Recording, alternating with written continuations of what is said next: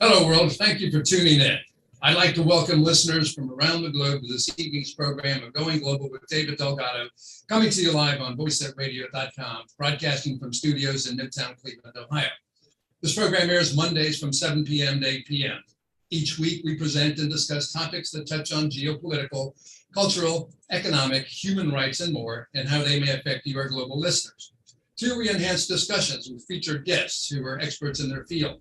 We discuss by way of reference any and all nationalities, ethnicities, and races from Americans to Russians, Koreans, Israelis, Palestinians, and others, blacks, whites, and others alike. We also touch on religions, including Christianity, Judaism, Buddhism, Islam, and others. However, as I've said many times on this program, these discussions will always be constructive and informative and will never be intentionally or maliciously demeaning or degrading to any single race, religion, or nationality. We're in the business of informing, enlightening, and stimulating thought for constructive action, and not in the business of insulting. And so, as I used to tell my students, if it seems that we haven't gotten around to talking about you, your nationality, religion, or affiliation, don't be offended or complain. Give us time. We'll get around to you. Now, in the past, we've launched a series of programs to examine the relationship between Russia and the West. Well, tonight, obviously, we're going to be discussing the political and humanitarian crisis between Russia, Ukraine, and the West. Could it have been presented? And is there a peaceful solution? Again, a few years ago, we had numerous guests on our program discussing just this very matter. We had Dr. Andrei Kortunov, Director General of the Moscow-based Russia International Affairs Council, discussing this very topic, and yet here we are once again today. Well, regrettably, we once again pick up the topic and welcome a returning guest, Dr. Thomas R. Fedyszyn, Professor of National Security Affairs, Chairman, Europe-Russia Studies Group, U.S. Naval War College. Dr. Fedyszyn is also teaching a course on Vladimir Putin this particular semester, so his appearance is quite timely. You too can join the conversation on Voice at Radio's Facebook page or calling 1-216-772-0500 or email your questions to globalagestrategies at gmail.com. That's globalagestrategies@gmail.com. You can also tweet me at global_Delgado, at global_Delgado. Now, let me set the stage for tonight's discussion. February 2014, Russia seized the Crimea region of Ukraine and subsequently annexed it into Russia in what Russian President Vladimir Putin justified as necessary because, and I quote, the Russian-speaking population in Crimea was threatened and that the threats were absolutely specific and tangible, end quote. What he was really referring to was the ouster of the then pro-Russian Ukrainian President Viktor Yanukovych. He then again used the same language in speaking about southern and eastern Ukraine. Putin said, and I quote again, the essential issue is how to ensure the legitimate rights and interests of ethnic Russians and Russian speakers in the southeast of Ukraine, end quote.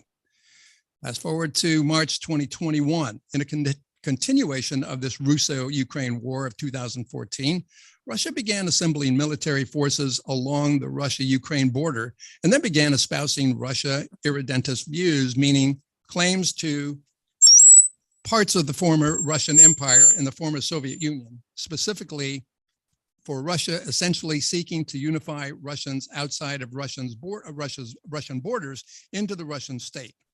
February 21st, 2022, Putin recognized the Luhansk People's Republic and the Donetsk People's Republic, two self-proclaimed states controlled by pro-Russian separatists in the Donbass region.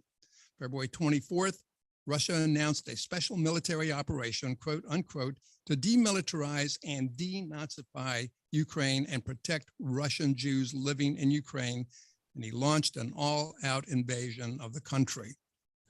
Well, since the invasion began, approaching 2 weeks now, the Ukrainian military has put a valiant and heroic effort of resistance. President Volodymyr Zelensky has heroically remained in Ukraine despite the threat of assassination by Russian special forces, motivating his people to resist by whatever means necessary. The Russians, for their part, have ruthlessly attacked major cities, occupying or reducing major infrastructure and even private residences to rubble. Hundreds of Ukrainian civilians have perished at the indiscriminate violence perpetrated on them by the Russians, with the Russians even attacking railway stations populated by civilians seeking to leave the country, not combatants, civilians seeking to leave the country. And then two, Putin has threatened nuclear war, saying he would attack any country interfering with Russia with, quote, devastation they have never seen before, unquote, including attacking any country seeking to enforce a no-fly zone over Ukraine.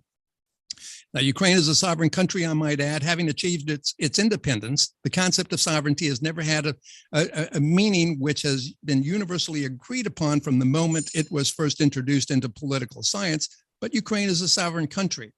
However, this particular meaning does pertain to a nation state's sole right to legislate autonomously. In other words, without regard to the international community. One has to start with the notion that a nation state has not only the obligation, but the right to legislate laws it determines to be consistent with what it perceives to be the will and consent of the people for the good of the people in exchange for the order or physical security it provides. The so-called social contract or popular sovereignty with little or no consideration given to independent, biased, and outside forces. Again, the so-called sovereignty of the rule of law. This is the most basic tenet of all democracies. Well, following declaration of its independence, Ukraine embarked on NATO engagement, joining the EU, and democracy promotion, all of which were objected to by Russia, and specifically Putin, in growing moves of escalation. But let's back up a bit. When the Soviet Union collapsed in the late 1980s, then Soviet Union President Mikhail Gorbachev ostensibly received assurances from the United States that NATO would not seek to expand to include the former Soviet bloc countries. Such assurances were ostensibly also given by subsequent U.S. administrations, and Russia was even invited to participate in NATO programs, namely the Partnership for Peace program in 1994 and the Russia-NATO Council in 2002. President Obama called for a reset of U.S.-Russo relations, which Putin, at least outwardly, seemed inclined to agree. And yet NATO did expand to now include former Soviet bloc countries such as Albania, Bulgaria, Czech Republic, Croatia, Estonia, Latvia, and others.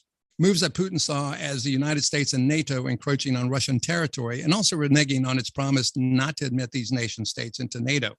Moves so incensing Putin that he has since called the United States liars and untrustworthy. Comments that to me are hypocritical and quite honestly would be humorous if not for the seriousness of the matter. But let me be clear 100%. I am in no way condoning the invasion of Ukraine in any way whatsoever. Two, I'm inclined to advocate that Putin be held accountable as a war criminal if possible when this crisis is over. However, it does beg some questions. Among them are the following. Russia's foreign ministry published a guide on its foreign policy titled Postulates on Russian Foreign Policy 2012 to 2018. And in it, they clearly state that part of their policy is, and I quote, consolidating the main part of the former Soviet Union around itself, meaning they will not allow NATO encroachment around it. So were the postulates never read or taken seriously by US and NATO member administrations? If Russia or China were to encroach on United States territory, recruiting neighboring countries into the Collective Security Treaty Organization or Shanghai Cooperation Organization, how would the United States react? Certainly not invasion, but how would the US react? And then number three, among many, is Putin a power-hungry madman bent on European conquest, or is he a leader following the basic principle followed by all powers, and that is the nation state, that nation states are always sensitive to political threats near their home country, and that is the doctrine of right to protect, or R2P, in this case, protecting against a rapidly westernizing Ukraine, as some realists would argue. Well, the horse is now out of the barn, so to speak, and one could argue that many alternatives could have been pursued to negotiate Russian or regional stability, short of NATO encroaching on Russian territory. But the fact is that Russia has launched a brutal, full-scale invasion against the citizens of Ukraine that is now threatening to envelop the West militarily. So let's turn to our guest this evening to discuss these and related matters. Once again, you too can join the conversation via Voice of Radio Facebook, the Voice of Radio Facebook page, or calling 1-216-772-0500, or email your questions to globalaidstrategies@gmail.com.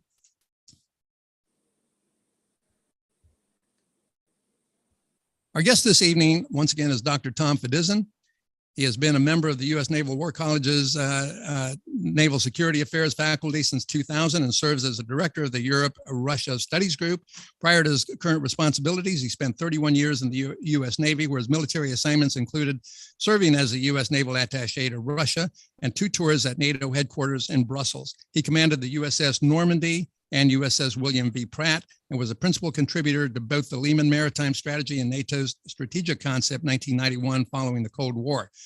He was a fellow at the Center for Strategic and International Studies in Washington, D.C., and was in the Navy's first group of foreign area officers selected in 1998. He's published widely in maritime strategy, NATO strategy, and the Russian Navy. Dr. Fedyszyn is a graduate of the U.S. Naval Academy in Annapolis, where he taught political science. He received a PhD from Johns Hopkins University in political science while on active duty and has over 55 years of service to the United States in the Navy, both on active duty and as a civilian professor.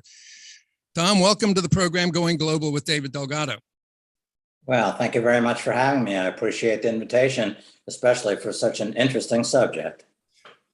Yes, it is an interesting subject at the moment, to say the least. Tell us a little bit about yourself, first off, and your work at the U.S. Naval War College.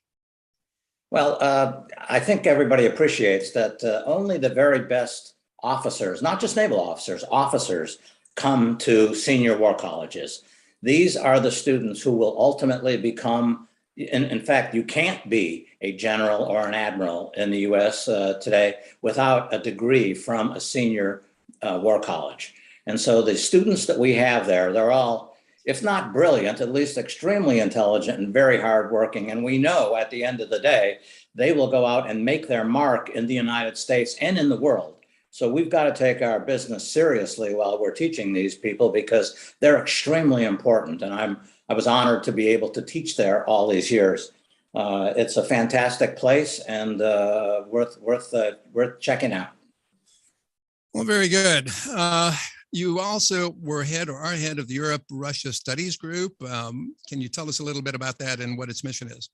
Well, I didn't create that. I was brought aboard because of my past experience. But basically, when it was clear that Russia was making its mark in the world again, perhaps 10 or 15 years ago, much of the Navy was beginning to focus on China. Yet there were a group of scholars at the Naval War College that said, let's don't let Russia go. And so they created it and just kind of asked me to tag along as a senior guy. I couldn't have been happier, though, because they were a brilliant bunch. And what they have done is kept Russia in the news such that Russia will not go away, because we're going to keep our eyes on them continually as academics, though, not as I'm not talking about the work that we did in a classified way, but rather in an academic sense, watching what they do. How responsible are they as a nation state? How much should Russia keep us awake at night? Well, let's get right into it then, because you touched on a few good topics. How much should Russia keep us awake at night, and how should we be watching them? Should we be concerned? So again, Russia invades Ukraine. What happened? Why the invasion? Oh, how long do we have? I'll be honest. I was a little bit surprised by it. I was not in the forefront, have not been in the forefront of saying Russia is going to continue to try to reestablish the USSR, even though they have said that they intended to consolidate their past empire. I always considered that quite a bluff. And honestly, I think it was quite a bluff until in Vladimir Putin's mind, a few of these forces kind of came together and persuaded him to go ahead and to take these steps. Let me point out that never once in Vladimir Putin's political life, and he's really only been in politics for 25 years, never once has he disavowed his notion that Russia needs to be made great again, that the eradication of the Soviet Union was the greatest catastrophe in the history of the world, that Mother Russia deserves to have its empire back. And there was little doubt in anybody's mind that his principal interest was always Ukraine. That said, Remember what Russia was when Vladimir Putin took it over, 1999, 2000. It's commonly laughed at when you look at the world's GDP statistics. I mean, it doesn't compare favorably to the state of Texas. You look at its industries and you'd have to say it's nothing but a big gas station. And it's easy to make fun of a country that loses more people than it gains every day because of unbelievably bad mortality statistics. So I think to a lot of us, it looked like a basket case, save for the fact that it had a large nuclear arsenal. But other than that, it looked like it was easy to blow away. So now we have a new guy comes in the year 2000, but never once does he disavow the aims that you read in the policy document. Those were his aims ever since he started in politics. He never once stepped away from that. And so he, if anything, has been absolutely and completely consistent in what he said, but not consistent in what he did, because the machinery behind him has changed. It got much stronger and much bigger. And the potential enemy, and I think this is important because, of course, he's very clear about who he considers the enemy. NATO is his enemy, and NATO is a puppet of the United States. He's totally clear on that. His enemy has changed as well as his internal power has changed, making the power calculus possible that all of a sudden he could do things that perhaps he would only have dreamt about months ago. Tom, you make some very good points. You also talk about the forces that have come together to cause Putin to act now. What forces are you referring to? Okay, for starters, Russia is getting stronger. Its GDP hasn't outperformed the world, but it's been pretty good. And of course, when the price of oil goes up, Russia has all the money that it wants and all the money that it needs. The reason that one of the major reasons that Putin was a popular president was because he watched oil go from 32 cents a barrel to $1.08 a barrel. And right now, I think it's even more than $1.08 a barrel. And that's just like money, like, absolutely more money than you can imagine. What did he do with it? Well, he kept the people happy. He paid pensions, which is not necessarily what his predecessors did. But he also undertook a few military operations that showed him that his military wasn't quite as good as it should be. So he completely reformed it, qualitatively, mostly, technologically, mostly. Quantitatively, it shrunk, but he understood by taking the American model that was better. And so from the domestic side, that's what happened that enabled him. On the other side, in other words, his enemies, all of a sudden began to change. Okay. Sorry about that, Tom. There's some music, background music that interrupted you. On that note, though, we are going to have to be taking a break. You're listening to Going Global with David Delgado, and we have on the air tonight Dr. Thomas R. Fedyszyn, Professor of National Security Affairs and Chairman, Europe-Russia Studies Group, U.S. Naval War College. We're discussing the political and humanitarian crisis between Russia, Ukraine, and the West. Could it have been prevented? And is there a peaceful solution? Tonight's program is brought to you by the Adams Board of Cuyahoga County and Margaret Wong and Associates, Cleveland-based award-winning immigration attorneys representing individuals on immigration issues in the United States and others. We're going to be taking a short commercial break. Stay with us. We'll be right back. We are Voice of Radio, broadcasting 24 hours a day, 7 days a week on voiceofradio.com. Hello, this is Queen Minister Gwendolyn Pitts, and tune in to Daughters of the Nile every Friday from 6 to 8 p.m. on voiceofradio.com.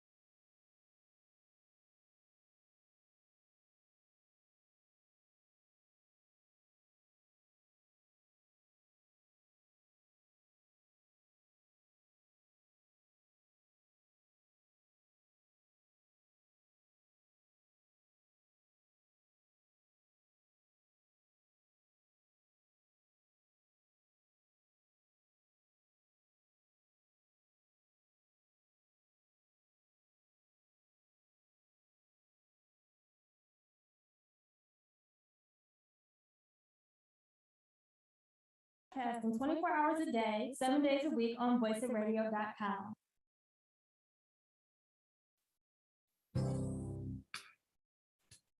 Welcome back to Going Global with David Delgado. We're talking to Dr. Thomas Fedyszyn, Professor of National Security Affairs and Chairman, Europe-Russia Studies Group, the U.S. Naval War College. We're talking about the political and humanitarian crisis between Russia, Ukraine, and the West. Could it have been prevented, and is there a peaceful solution? You too can join the program.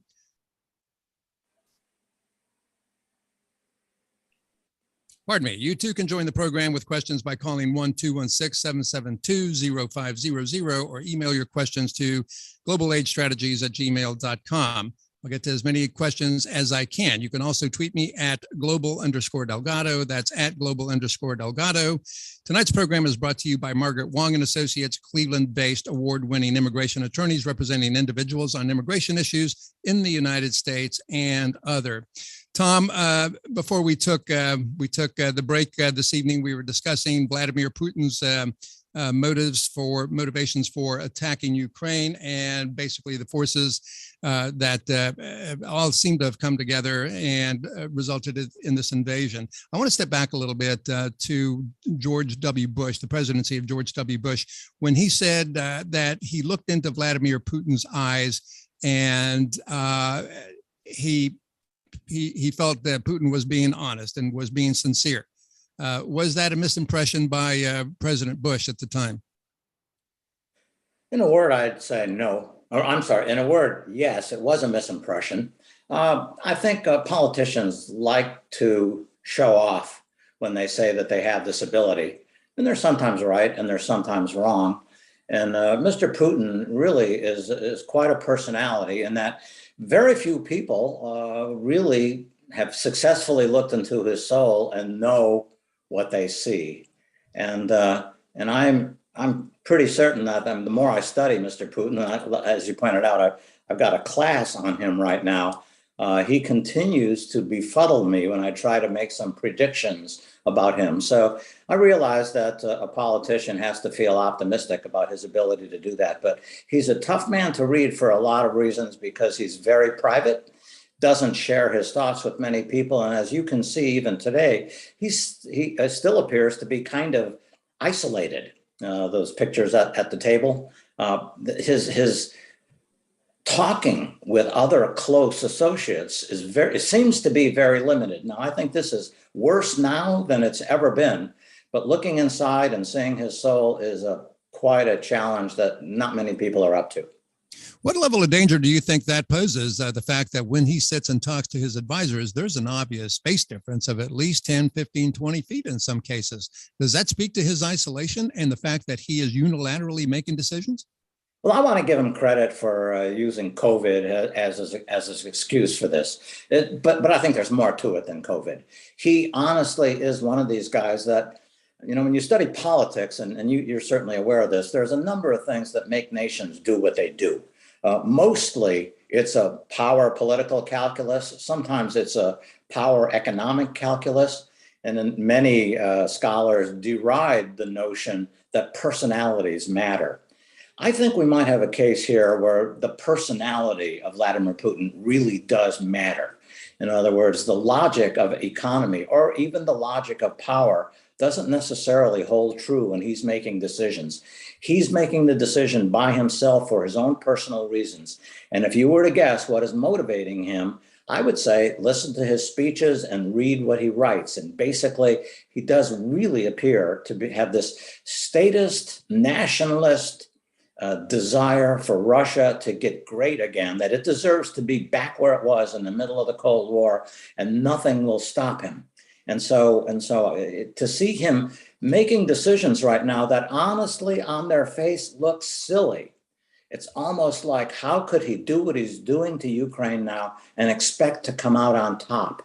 But indeed, he's not only doing it, but he's doubling down on it. One of the things that he has done in his tour as president is bluff, and he has successfully bluffed on every occasion against the West.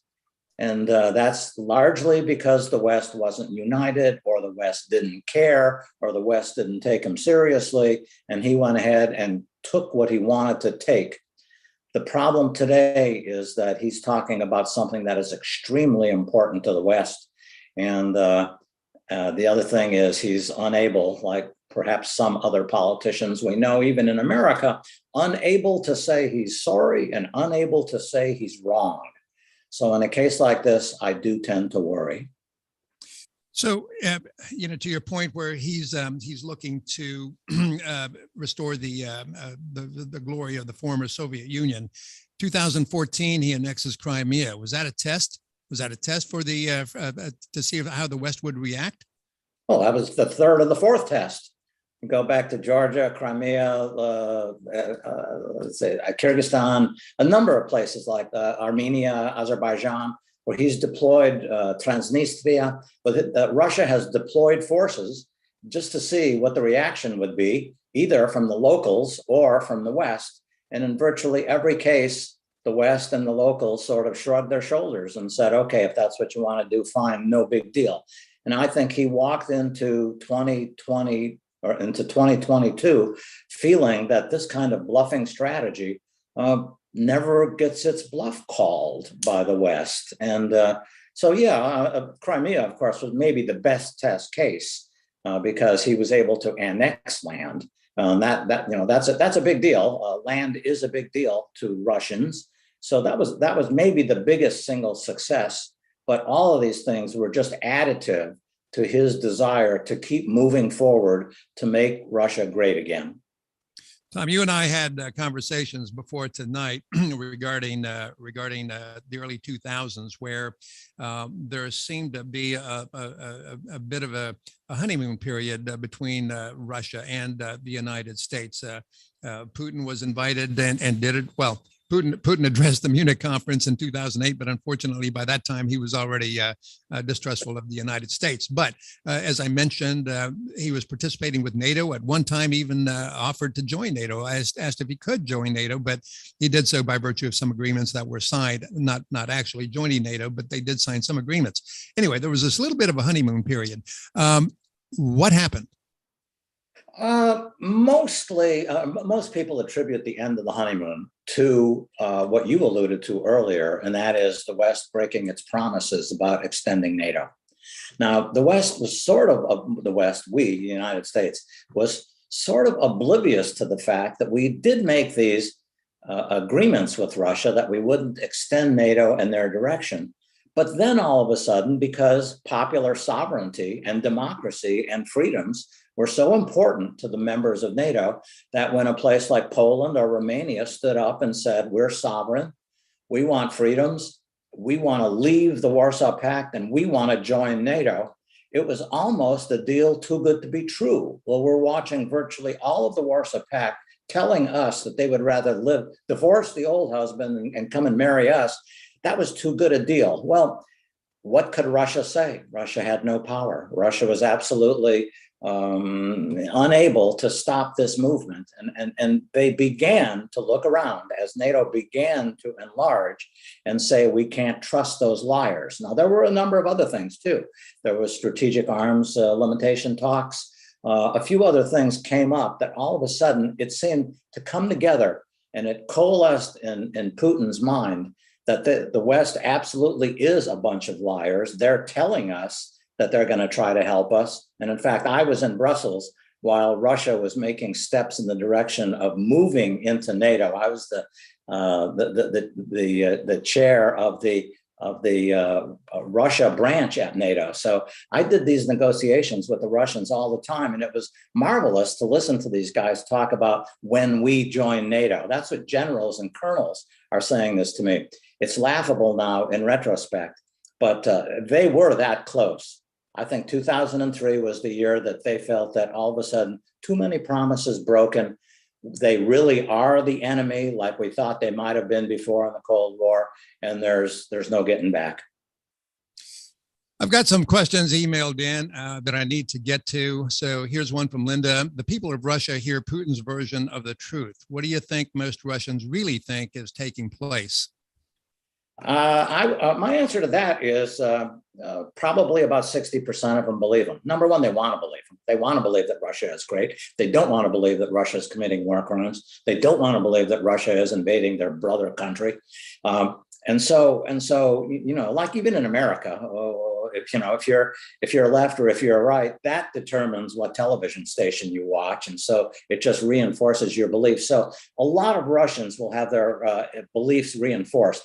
But there is a generation gap here where the young Russians who have the ability to get on all these websites that I have a hard time figuring out where they are, but they are vastly less likely to believe what Putin is saying. And believe me, I just heard what he said today, talking about the murderous Nazis killing Russian innocent soldiers out there just to watch them die. I mean, those were his words today, and this is what Russians are listening to on a daily basis.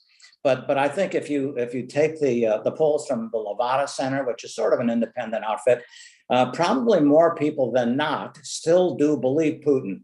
But more and more people, more and more younger people are tuning in to other sources. And I will say this, given the protest penalties that there are in Russia, I thought that once Navalny went to jail for 15 years and the first bunch of protesters went to jail after the first couple of days, that protests would end. Yesterday, 4,000 Russians arrested for protesting. The protests are not stopping. Large numbers of people don't believe Putin. Can they eventually mobilize to the point that they can take Putin from power? I'm not optimistic about that. Here's a question from Brooke from Cleveland. Since the crisis in Ukraine started, we've seen a rise of attacks on foreigners, especially on students trying to leave Ukraine. Can you comment on the factors for this situation? Well, I'm not pleased to comment on it, but I've watched enough of these emigres moving from country to country. And I think in the most simple ways, you say, if they look a lot like us, they're easier to handle. If they don't look a lot like us, it's a little more difficult. And I'm fearful that there is some fundamental racism built into the differential handling of some of the students versus some of the Ukrainians who are trying to get out of Ukraine and or to get into other Eastern European countries. I say that's my personal take on that. I have no proof. So let me ask you this. You were talking about, and I mentioned it early on, that perhaps the West bore some responsibility, and I think you're kind of tending to validate that notion. Should the former Eastern Bloc countries be concerned? I'm going to be the Pollyanna here and say no. If you're talking about an Eastern Bloc country that is now a member of NATO. And I say that because, when I was telling you why Putin went in, and part of that was because of Russian strength, the other part of that was NATO's divisiveness, right? NATO not really acting like an alliance. What we have to thank Russia for today is Russia has brought NATO together like 1949 all over again. I mean, I have never, and I have served there for 5 years, I have never seen NATO so strong as it is today. And I say that largely because countries that were always sort of wishy-washy, Germany, the classic case, with their new prime minister, he is absolutely leader of the pack right now in terms of being willing to punish Russia and to add military might to the alliance and to give more power to the alliance. The United States was always sort of there, but we were afraid to move forward because so many of our European friends weren't there. Our European friends are ahead of us right now. And if I were in Latvia or Estonia right now, I would, and there's television shows today about American troops there training. I would be comfortable that America will be there to protect you. It's an interesting observation. I would hope that would be the case, but I'm not convinced myself that would be the case. Do you think that Putin would try to tempt NATO by invading a NATO country. It's one thing to invade Ukraine, and as horrible as that is, as horrible as it may sound, it's another to invade a NATO country. Do you think he's inclined to do that? Well, if he did, that would show that he has absolutely lost his ability to do cost-benefit analysis, and that he's doubling down, he's tripling down, he's quadrupling down. That would be foolishness on his part. But I mean, if he has to do something more than Ukraine, and Ukraine's is a bigger plate than he's able to take on, I wouldn't look to Latvia or to Romania. I would look to Moldova. Number one, there are some peacekeepers on the border of Moldova right now, and a smallish country. But invading Ukraine, I think, in the long haul, is stupid for him. To invade a second country would be more stupid. And if that second country happened to be a member of NATO, I would say that idiocy, I guess, would be what I would call that. Yeah, and do you really feel that he feels threatened by NATO? Is that his motivation in NATO encroachment on Ukraine, or does it get back to the irredentist views that he has that we've been talking about, the greater Russian state that used to exist there in the Soviet Union? I mean, is that he's arguing a number of different points, but do you feel his motive is really to recover Russia's former glory, or is it NATO encroachment on his territory? Well, you can see where the two go hand in hand. I mean, irredentism, of course, is very important to him, but also the fact that he's known for measuring the distance between the NATO boundary and Moscow, and telling us straight to our face many times, it used to be 1,500 kilometers. Now it's only 600 kilometers, and your missiles can get there in 4 minutes instead of in 15 minutes. So there is this obsession that he is worried defensively because of the NATO threat. But irredentism, just simply, that's our land, and we're going to take it back fair and square. I think the two go hand in hand. We've got a phone caller calling in with a question, so we're going to pause for a moment. What is the question? Hi, can I ask a question, or do I have to tell you beforehand? No, sir. You can ask the question. You are on the air with Dr. Fedyszyn as well as myself, Going Global with David Delgado. What is your question, okay, sir? I'll be waiting then. My question is regarding the internal political dynamism of Ukraine, especially between 2010 and 2014, when President Viktor Yanukovych was in power. That would really interest the professor, I'm sure, and that's my question. And if I get the opportunity, that would be great. Well, you are on the air. You're on the air live, but could you restate your question once again, please? Oh, am I online right now? You are on the air right now. Okay, thank you. Thank you, Professor. That was a great lecture, a great discussion. And David as well, I'm your regular listener and 1 or 2 times participant. Professor, what a great lecture. I just came in at 7:20. I was late. I couldn't get in. But anyhow, my question is regarding President Viktor Yanukovych between 2010 and 2014. I feel that period of time, that was the closest that Russia was really very close to influencing the domestic political dynamism of Ukraine, even stopping the aspiration of Ukraine to join the European Union. So my question is, isn't it a good possibility to make Ukraine like Finland and Switzerland under the principle of neutrality? And maybe that will both address the worries and questions of both sides. Thank you so much. Thank you, caller. I think I got the drift here, and I agree that 2010 to 2014 under Yanukovych was an interesting period in that there was good relations between Ukraine and Russia, but it did seem that when Russia began to press a little bit too much, as the Ukrainian people began to move in the direction of the EU, and this seemed to me to be a very popular, almost democratic kind of movement, they insisted on going with the EU. which was the reason that Yanukovych was essentially thrown out of the country and why we had the Maidan revolution. So, I mean, he treaded water okay for a few years, but the Ukrainian popular opinion was moving against him, and then it revolted in 2014. Okay, thank you very much. We're going to be taking a break right now. You're listening to Going Global with David Delgado, and we have on the air with us tonight Dr. Thomas Fedyszyn, Professor of National Security Affairs and Chairman of the Europe-Russia Studies Group, U.S. Naval War College.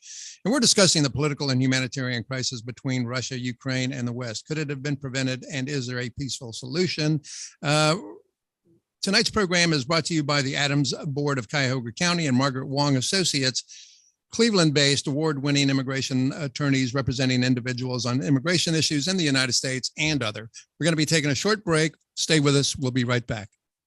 We are Voice It Radio, broadcasting 24 hours a day, 7 days a week on voiceitradio.com. Hello, this is Queen Minister Gwendolyn Pitts, and tune in to Daughters of the Nile every Friday from 6 to 8 p.m. on voiceitradio.com. Hi, I'm Lillian Piles. And I'm Harry Boomer. Join us every Thursday from 7 p.m. to 8 p.m. Eastern Standard Time. We will be covering all aspects of theater, film, and the performing arts right here from Northeast Ohio. We will also tell you about what national major productions are coming to town.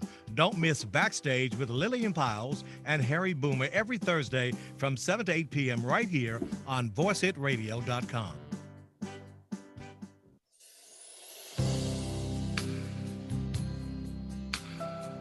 Hey, this is your girl, Laura Cowan of Laura Cowan's Empowerment Hour. Check me out every Monday night from 6 to 7 p.m. live right here on voiceitradio.com.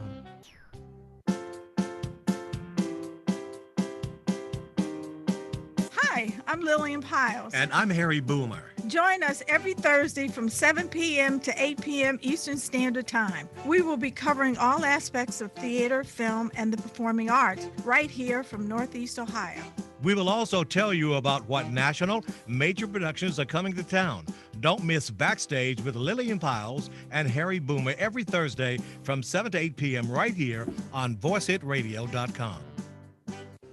Join yours truly, Harvey Zay, Monday through Friday from 2 to 4 p.m. Eastern. We will talk jazz, have interviews with special guests, and spin some of the greatest jazz tunes from past and present. It's Harvey Zay's Jazz Room from 2 to 4 p.m. Eastern, right here on voiceitradio.com. Hello, this is Larry H. Gardner, host of Headlines and Headaches on voiceitradio.com. Fentanyl is the leading cause of drug overdose deaths in Cuyahoga County. It is now found in powdered cocaine, crack cocaine, meth, and heroin. Any drug may contain fentanyl. If you use drugs, never use alone, and carry Narcan in case of overdose. Call the Adams Board 24-hour addiction line and mental health crisis hotline at area code 216-623-6888. That's 216-623-6888 if you are ready for help. We are Voice It Radio, broadcasting 24 hours a day, 7 days a week on voiceitradio.com.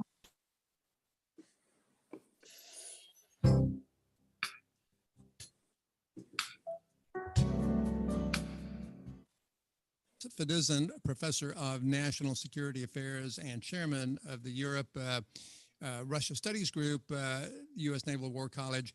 We're discussing the political and humanitarian crisis between Russia, Ukraine, and the West. Could it have been prevented, and is there a peaceful solution? You too can join the program with questions by calling 1-216-772-0500. Email your questions to globalaidstrategies@gmail.com.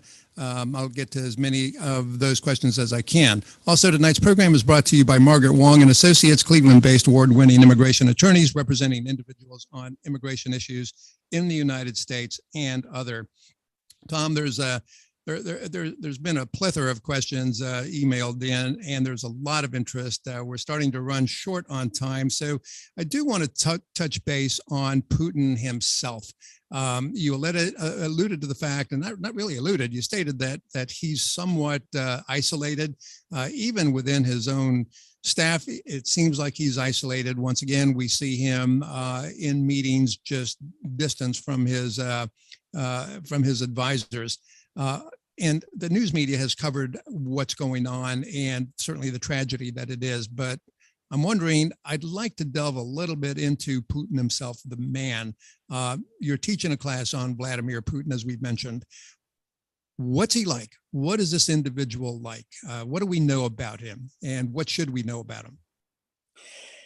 Vladimir Putin was a son of working class parents in Leningrad, now St. Petersburg.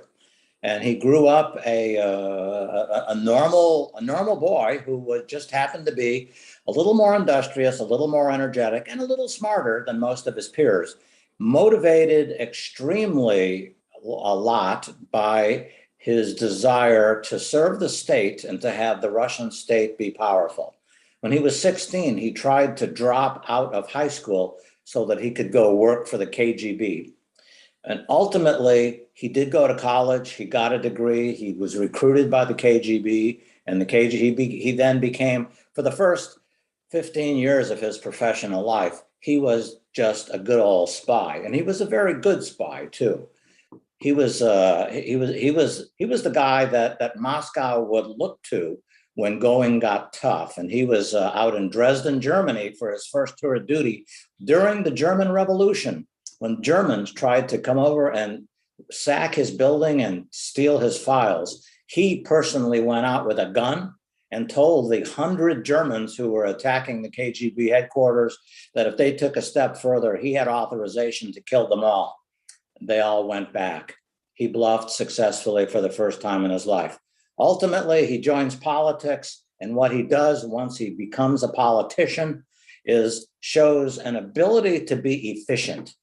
Hardworking, efficient, but not afraid to get his hands dirty, not afraid to mess with the dirty crooks, killers, robbers, and thieves that he had to mess with in order to raise himself up as a politician. And then finally, how did he get the job as prime minister as Yeltsin left? Yeltsin saw that Putin would take care of him. He took care of Mr. Sobchak in St. Petersburg, who should have gone to jail, but he didn't because of Putin. And Yeltsin honestly felt that he was the only guy who could keep him out of jail when he lost his power. That's how he chose Mr. Putin. He remains nose to the grindstone, not very emotional, not very exciting. They say in his profile, he's not really, that if you were a woman, not the kind of guy you'd ever want to fall in love with, but he is moving straight ahead and straight forward all the time. And he doesn't turn his head left or right. You know, he's predictable because he told you what he's going to do, and then he goes out and does it. He's not what you'd call a classic politician. He's not even a classic Russian for all that matters. He's a guy who's 70 years old. He doesn't smoke, drink, and he's in good shape. So there aren't many Russian men out there like him. What about family ties? What do we know about family ties that he may or may not have? Does he have a family? In essence, no. He places very little of his emphasis on his family. He got married in college, ultimately divorced his wife. He has 2 daughters that are grown adults right now. And then he just started hanging around with showgirls and whatever. Almost never do you see anything about his family ties. I think he was a little bit embarrassed that he grew up in the working class section of St. Petersburg, but there's very little about any of his relations. And I've read pretty much every book written about the guy. I had a conversation with Condoleezza Rice, former Secretary of State, National Security Advisor, as you know, and she was also one who studied Putin. She mentioned that Putin's stature is very much a problem to him. How do you see that? His physical stature. He's a small man.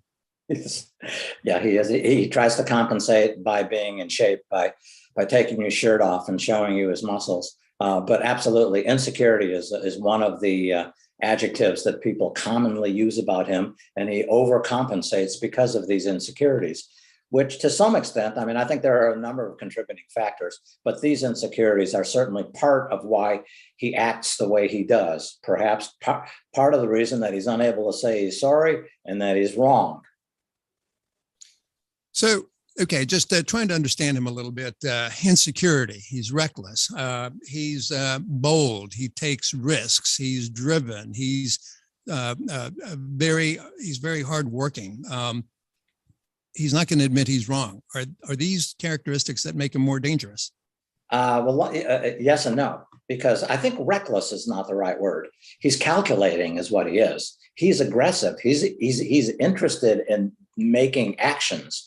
But up until this time, he's never made a stupid action in terms of the cost-benefit calculus. He's aggressive when he calculates in his mind that he can get away with it. So he's an excellent bluffer. But reckless is not the word that I would use. So am I concerned that he's the guy that's in charge right now? Because like I said, he's not a reckless guy. Usually he's pretty darn predictable. Usually you can figure out exactly where he's going. I think the problem right now is that he is fixated on this idea. I call him perhaps blinded. He's emotionally attached to this idea of Great Russia. And he convinced himself earlier that the West was an easy target. And perhaps his take on the West from 10 years ago is still in his mind. The West can be pushed over. All you got to do is puff out your chest a little bit. And so now what we do is have a guy who's up against the West, who's not necessarily yielding the way the West used to yield, but he is still the same guy. He is fixated on where he's going. And I don't know that he is willing to change his mind. And I guess the big question that I have is, can anyone or any nation or any group or anybody get his attention and change his mind? How do you see this playing out at the end? We've got about 3 minutes left. How do you see this playing out, this crisis, at the end of the day? Well, on the positive side, and I'm going to be more negative than positive. On the positive side, I do believe that he respects nuclear weapons and that he's not afraid to tell you anything he wants to tell you just to scare you. And so the fact that he does talk about nuclear weapons does not yet worry me. But then again, I might admit that I didn't think that he was going to make a full scale of invasion either. I thought he was going to poise those troops on the border, take maybe a province or two, maybe the land bridge to Crimea, declare victory and go home. So he's already surprised me badly by his overall invasion of Ukraine. Is he able to stop, or must he continue to double down? Honestly, again, a week ago, I would have said nobody but an idiot would be doubling down here. But right now, I'm just not sure. He's in it pretty deep right now. And if you're in it pretty deep, I can only point out that the first military battle that he engaged in was against the Chechens, when he was told by Mr. Yeltsin to go ahead and take care of that problem. And what he found out after a month was that the Russian military couldn't do it. So he just decided to level Grozny, and in the process killed about 40,000 people. That's what I'm worried about. That is his last resort, not nuclear weapons, but mass destruction of cities. And I fear still, unless somebody can grab him, one of his friends, one of his former spies, the public opinion can grab him and choke him and sit him down a little bit. I worry that there will be more lives lost in Ukraine. I have many, many more questions. There have been many questions that have been emailed to me, but I'm gonna end it on this one final question because again, we do regrettably have to draw this to conclusion. A rational man, Gorbachev was a rational man. Gorbachev was a family man. Putin is not a family man, as you indicated. That to me is a further indication of the dangers that I think we're facing. However, having said that, you opined that perhaps he's not going to use nuclear weapons, but do you feel that Putin will ever be able to reintegrate into modern society, into industrial society, or is he a pariah now until the end of time? I would have to vote for pariah at this point. And that's a judgment that I've really only made over the last 2 weeks. I really was more than happy to give him credit for rational thinking, an ability to be flexible, an ability to keep Russia's place in the world. And that was the reason that I opted to teach the course, because I did really have some grudging respect for the guy. But I must say that's eroding quickly, and I'm a pessimist about this individual. Tom, we're going to have to thank you, say goodbye. It is now 8 o'clock, and I did promise an hour.